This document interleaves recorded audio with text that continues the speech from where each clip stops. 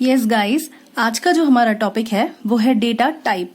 Alright, सो data type का जो definition है वो एक्चुअली इस टॉपिक के अंदर ही है। डेटा टाइप का मतलब क्या होता है? Type of data, right. मतलब जो हम कंप्यूटर के अंदर स्टोर करने वाले हैं, किस तरह का डेटा स्टोर करने वाले हैं, उसका टाइप क्या है। तो इसकी डेफिनेशन हम ये बोल सकते हैं, data type are the means to identify the type of data. मतलब means to identify the type of data and associated operations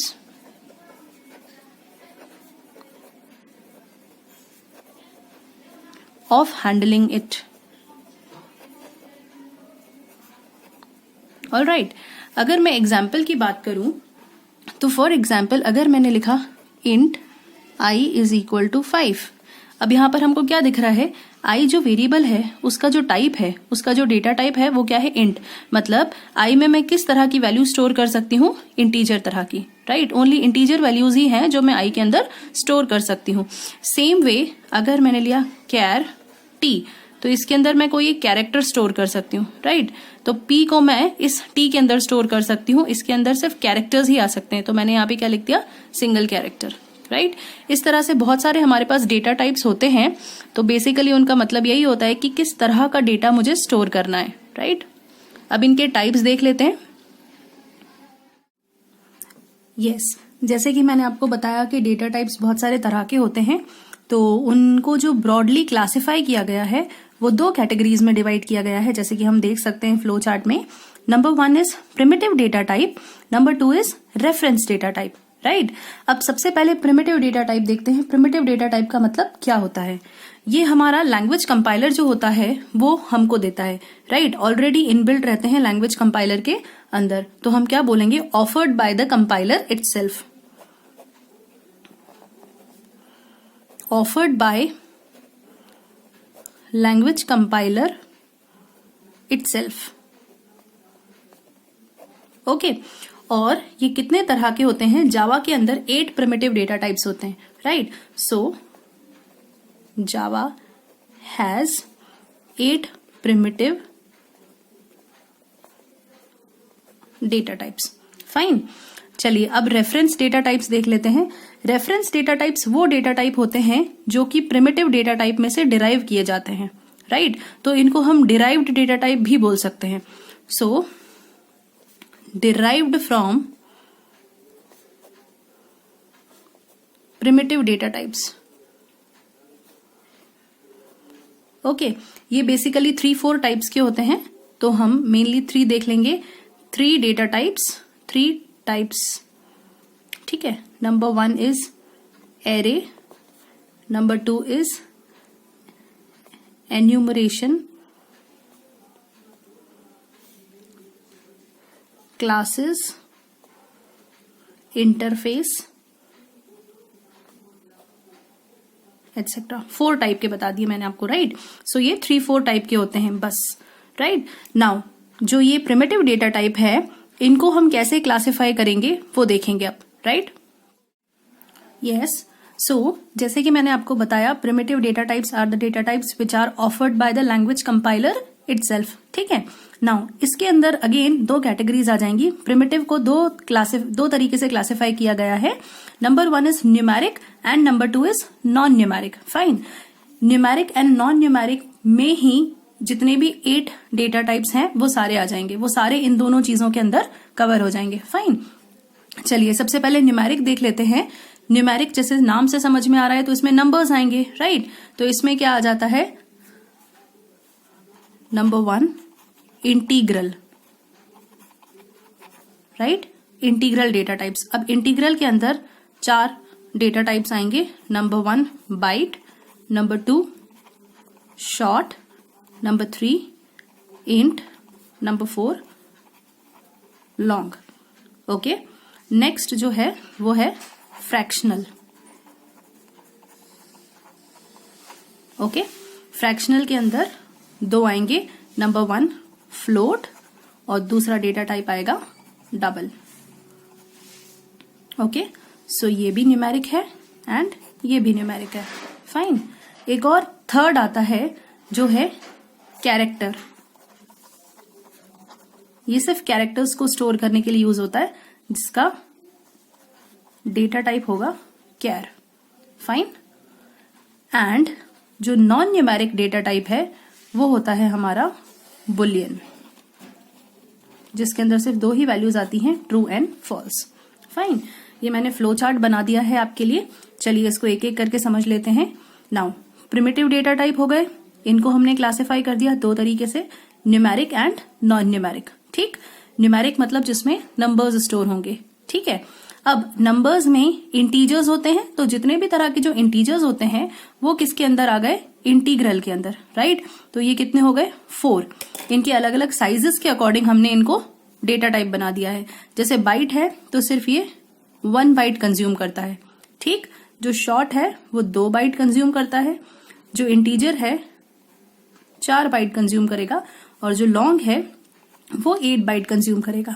okay, सो अगर मुझे अपना कोई ऐसा नंबर देना है जिसकी रेंज बहुत ज्यादा है, बहुत ही बड़ा नंबर है, तो मैं उसके साइज के अकॉर्डिंग उसका डेटा टाइप चूज कर लूंगी। फाइन।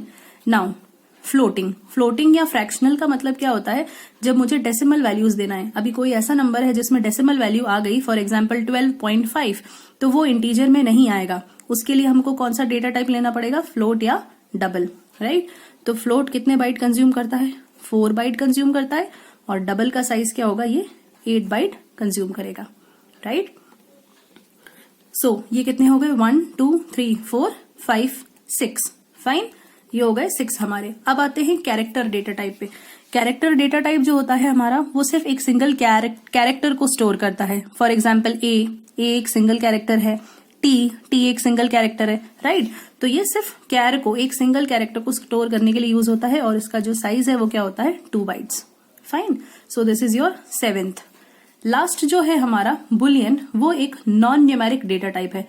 नॉन न्यूमेरिक क्यों, क्योंकि वो ना नंबर्स में आता है ना ही अल्फाबेट्स में आता है। इसकी जो वैल्यू होती है या 0 होती है या 1 होती है। दैट मीन्स इधर उसकी वैल्यू ट्रू होगी या उसकी वैल्यू फॉल्स होगी। राइट, तो ये सारे हो गए हमारे 8 डेटा टाइप्स, जो किसके अंदर आते हैं, प्रिमिटिव डेटा टाइप्स के अंदर। ये 8 data types. I hope this is clear. Boolean जो है वो 1 बाइट कंज्यूम करता है, सिंगल बाइट। ओके, नाउ इसके साथ हम मेमोरी को समझ लेते हैं कि ये मेमोरी किस तरह से कंज्यूम करता है। अभी मैंने आपको ऊपर बताया कि इनके साइजेस क्या थे। राइट, अब थोड़ा सा मेमोरी देख लेते हैं कि कैसे कंज्यूम करेगा। फॉर एग्जाम्पल, अगर मैंने लिखा integer i is equal to 10, right, now float f is equal to 10.2। मतलब क्या समझे, ये i एक वेरिएबल है जिसका डेटा टाइप इंटीजर है, और इसकी वैल्यू क्या इनिशियलाइज कर दी हमने, 10। फ्लोट क्या है, f एक वेरिएबल है जिसका डेटा टाइप क्या है, फ्लोट, और इसकी वैल्यू मैंने दे दी 10.2। ये आप देख सकते हैं, मैंने इंटीजर है तो मैंने 10 दिया है, और ये फ्लोटिंग वैल्यू है मतलब डेसिमल वैल्यू एक्सेप्ट करता है, तो इसके लिए मैंने वैल्यू क्या दिया है, 10.2। फाइन। अब इनका मेमोरी कैसे कंज्यूम होगा, किस तरीके से मेमोरी कंज्यूम होगी। सपोज ये जो फ्लोट है इसने लिया 10.2, राइट, एंड ये जो इंटीजर है उसने लिया 10। ठीक, तो ये कंप्यूटर की मेमोरी है हमारी। ये कितना कंज्यूम करेगा, फ्लोट देख लेते हैं। फ्लोट कितना कंज्यूम करता है, 4 बाइट्स। राइट, तो कंप्यूटर की मेमोरी में से 4 बाइट्स इसके लिए रिजर्व हो जाएगा। ठीक है, एंड सेम वे जो हमारा इंट है वो भी 4 बाइट्स कंज्यूम करता है, तो इसके लिए भी 4 बाइट्स रिजर्व हो जाएगा। फाइन।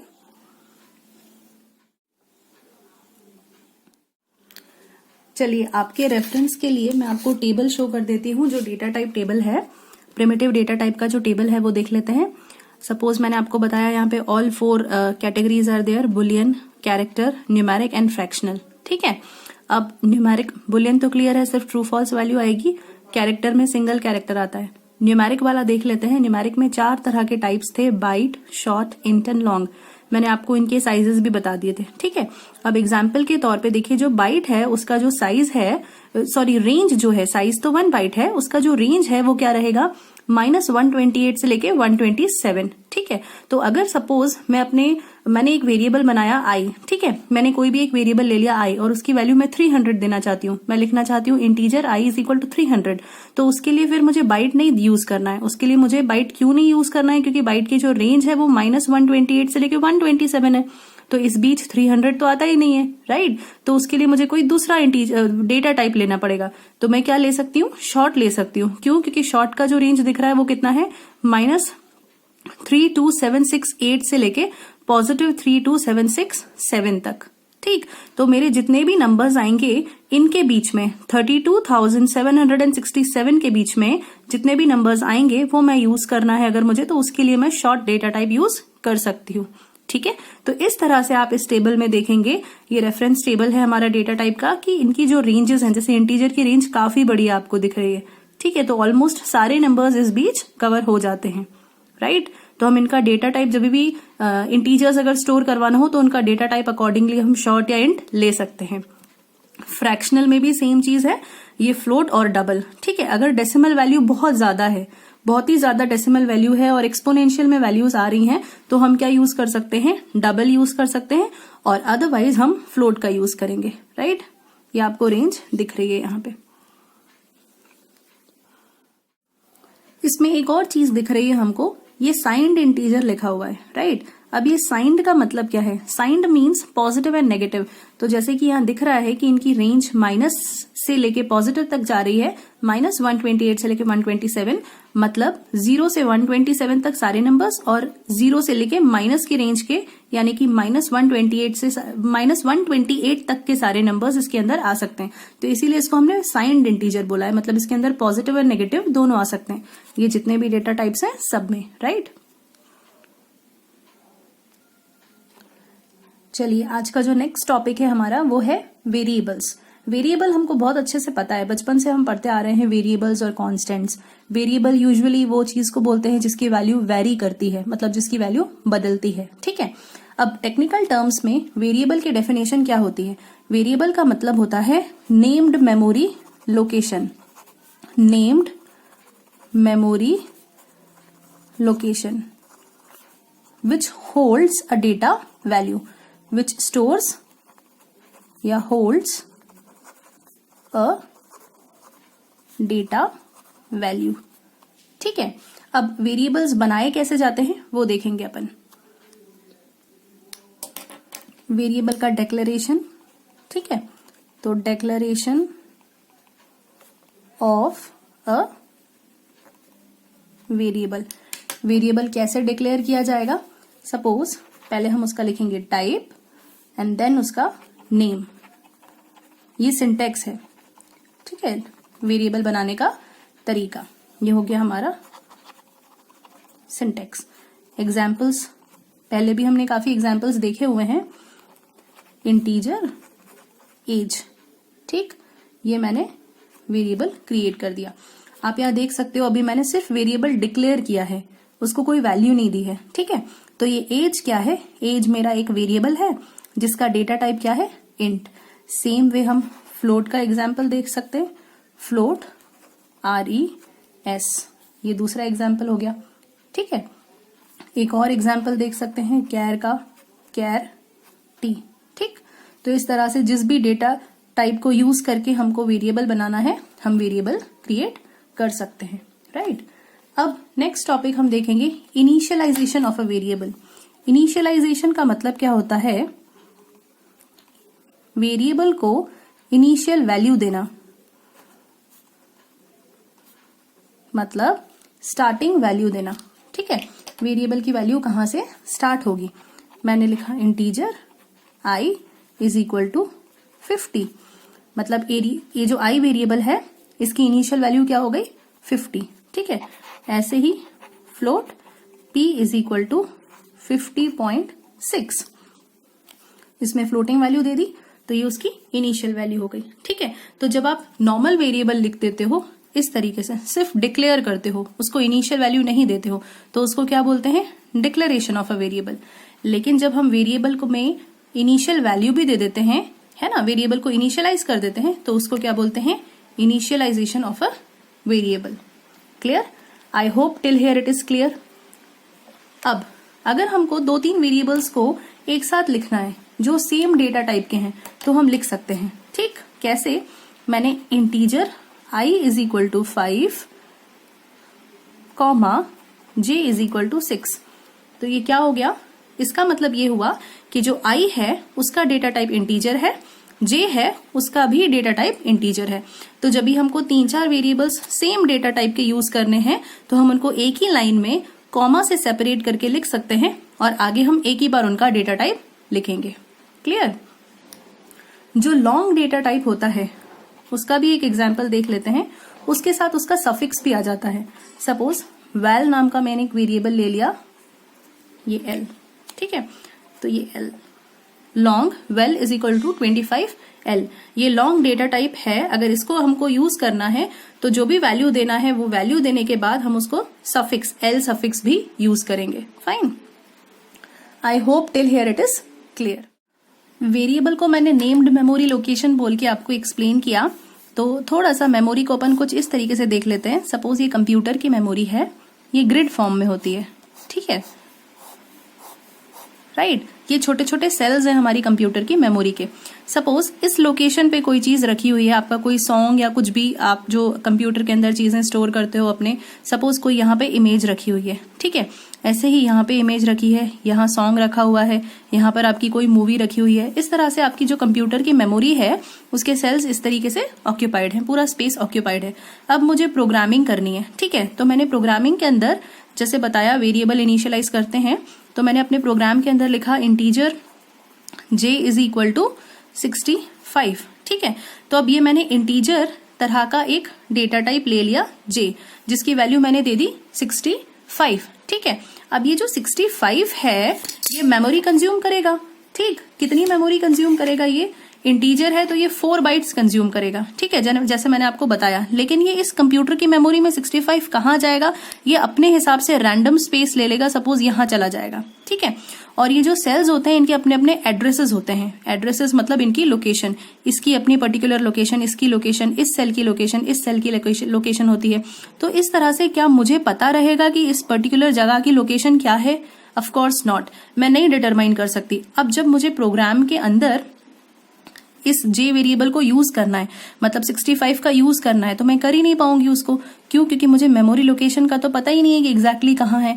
तो इसलिए हम क्या करते हैं कि वेरिएबल्स बना लेते हैं। अभी मैंने क्या किया, मैंने लिखा integer j is equal to 65, मतलब ये जो मेरा j वेरिएबल है इसमें मैंने वैल्यू क्या डलवा दी? 65, ठीक है। तो 65 ये यहाँ चला जाएगा और इसकी वैल्यू क्या हो जाएगी? ये इसका जो लोकेशन क्या हो जाएगा? j, ठीक है। तो जब हम इसको यूज करेंगे, जब भी हम इस वैल्यू को यूज करना चाहेंगे, तो ये कंप्यूटर के मेमोरी में कहीं पर भी रखा हुआ हो, हमें उससे मतलब नहीं है। हम जैसे ही j लिखेंगे तो अपने आप ये वैल्यू यहां से उठ के आ जाएगी।